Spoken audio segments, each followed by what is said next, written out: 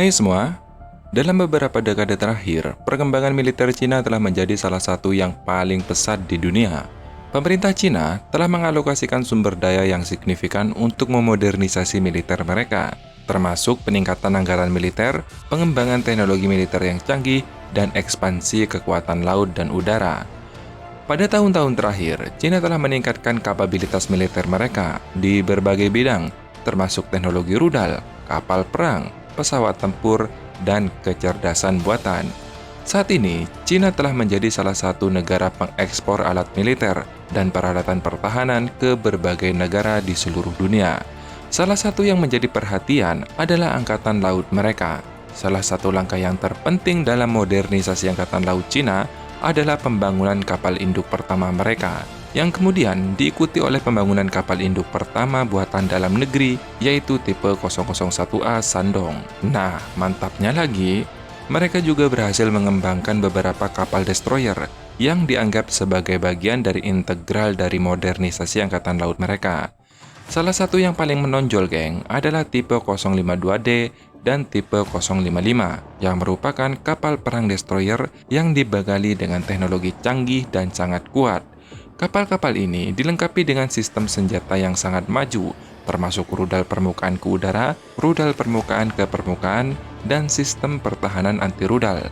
Nah, kabar baiknya, salah satu kapal destroyer andalan mereka bakal OTW ke Indonesia.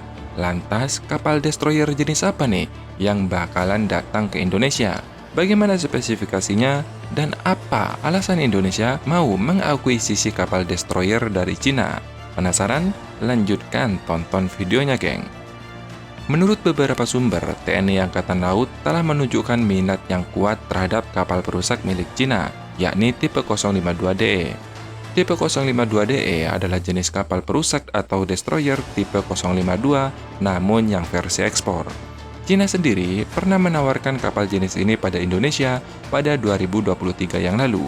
Hal itu ditandai dengan secara simbolik, pihak pabrikan tipe 052DE memberikan hadiah model kapal Welser 6000 Destroyer atau tipe 052DE kepada Menteri Pertahanan Indonesia, yaitu Bapak Prabowo Subianto. Lantas, bagaimana ketangguhan kapal ini? Tanpa basa-basi, yuk kita langsung bedah aja, guys. Kapal perusak tipe 052D memiliki berat standar antara 6.800 ton hingga 7.500 ton saat muatan penuh, dengan panjang berkisar antara 157 hingga 161 meter tergantung pada varian yang dipilih, dan biasanya diawaki oleh sekitar 280 personil. Untuk penggeraknya, kapal ini menggunakan kombinasi mesin diesel dan turbin gas. Selama operasi, kecepatan jelajah ekonomisnya mencapai 18 knot dan kecepatan maksimumnya mencapai 30 knot. Namun, jangkauannya hanya sekitar 8.300 km. Jarak segitu terbilang pendek untuk kapal sekelasnya. Desain kapal juga terbilang modern. Lambung kapal dirancang dengan permukaan yang miring untuk mengurangi penampang radar. Sedangkan superstruktur pada kapal dibuat miring ke dalam bagian sudut yang lebih besar untuk meningkatkan kemampuan silumannya. Nah, sekarang kita beralih ke persenjataan.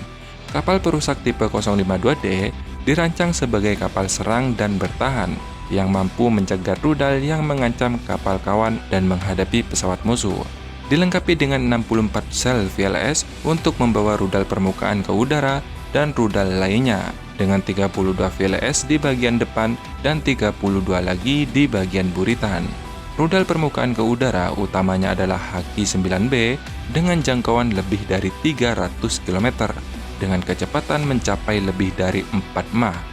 Untuk pertahanan diri, kapal ini dilengkapi dengan 24 rudal Haki-10 jarak pendek dan 2 meriam otomatis 30 mm sebagai sistem senjata close-in. Untuk radar, kapal perusak tipe 052 menggunakan radar efektif Electronical Scan Array atau AESA, namun yang tipe 346A atau sering disebut dengan Dragon A. Seperti biasa, radar ini dapat mendeteksi target udara pada jarak yang sangat jauh dan melacak hingga 100 target secara bersamaan. Untuk kemampuan pertempuran anti kapal, kapal ini membawa rudal jelajah, yaitu rudal anti kapal YJ-18A Eagle Strike yang memiliki kecepatan jelajah subsonik namun berakselerasi menjadi subsonik mendekati target untuk mengurangi waktu reaksi musuh.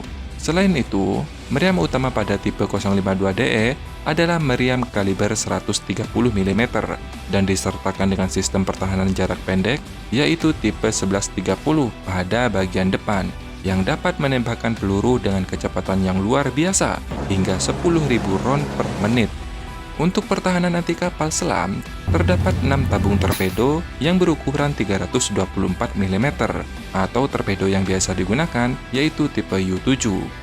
Tipe 052DE juga dilengkapi dengan sonar yang terpasang di lambung kapal, sistem sonar ray, dan sonar variabel depth untuk mendeteksi kapal bawah air. Kapal ini juga memiliki fasilitas hanggar dan helideck pada bagian buritan untuk memfasilitasi helikopter, sehingga dapat membawa helikopter anti kapal selam untuk keamanan patroli pada saat masa damai. Nah, tawaran dari Cina ini, geng, sebenarnya sekaligus menandakan hubungan politik dan ekonomi antara Beijing dan Jakarta itu sebenarnya baik-baik saja.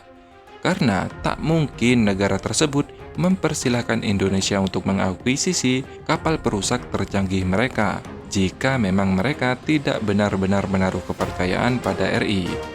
Jika ini nantinya deal, maka Indonesia cukup beruntung karena akan menjadi negara kloter pertama yang akan mendapatkan kapal perusak jenis ini. Sebab, meskipun Cina telah muncul sebagai pengekspor utama kapal perang permukaan, contohnya nih, seperti frigate tipe 054A dan korvet kelas Adaver yang masing-masing dijual ke Pakistan dan Aljazair, namun untuk jenis kapal perusak belumlah pernah dilepas untuk ekspor selama ini. Dan sebagai kombatan, geng, kapal perusak tipe 052D mengusung spesifikasi tempur yang sangat baik. Lantas, mengapa Indonesia memilih kapal destroyer dari Cina? Kenapa nggak dari Barat? Padahal saat ini di Laut Natuna Utara sedang hangat nih. Nah, meskipun Laut Natuna Utara saat ini sedang hangat, geng, namun perlu diingat, Indonesia adalah negara non-blok dan menganut politik bebas aktif. Artinya, Indonesia tidak mempunyai aliansi militer seperti negara lain di kawasan. Misalnya nih, Singapura dan Malaysia. Mereka mempunyai aliansi FBDA yang beranggotakan Inggris, Malaysia, New Zealand, Singapura, dan Australia. Sedangkan Filipina beraliansi dengan Amerika. Sehingga, jika terjadi hal-hal yang tidak diharapkan, mereka mendapatkan bantuan militer secara langsung dari negara aliansi masing-masing. Nah, asumsi admin nih, ini cuma asumsi ya, boleh setuju atau enggak, ya silakan. Kapal destroyer tipe 052D sebenarnya disiapkan Indonesia untuk menghadapi kapal-kapal baru dari musuh potensial. Terus terang sajalah, nggak perlu munafik. Untuk kawasan ASEAN tentu ada Malaysia dan Singapura, dan di seberang kita ada Australia. Kalau Brunei gak mungkin, geng, karena Brunei meski mereka negara Commonwealth, tetapi mereka tidak punya aliansi militer dengan negara lain, termasuk dengan Inggris. Makanya Indonesia tidak pernah sekalipun selama ini bersitegang dengan Brunei. Nah, kembali lagi, mengutip dari Naval News, Angkatan Laut Singapura akan mengoperasikan MRCV pertama mereka pada tahun 2028. Hal itu senada dengan pernyataan Kementerian Pertahanan Singapura sendiri yang mengumumkan bahwa ST Engineering telah mendapatkan kontrak untuk desain rinci dan konstruksi 6 MRCV berukuran frigate pada 27 Maret 2023 yang lalu. Nah, masih dari sumber yang sama nih, desain MRCV Singapura menyerupai konsep Vanguard 130 milik ST Engineering yang memiliki panjang 130 meter dengan bobot hingga 8.000 ton. Artinya jelas, geng, teknologi di dalam kapal MRCV tersebut semuanya dari Barat, utamanya radar dan sistem senjata. Jadi, kalau Indonesia melawan kapal mereka nih dengan teknologi Barat, ya itu konyol bro. Mereka pasti bisa antisipasi karena menggunakan teknologi yang sama.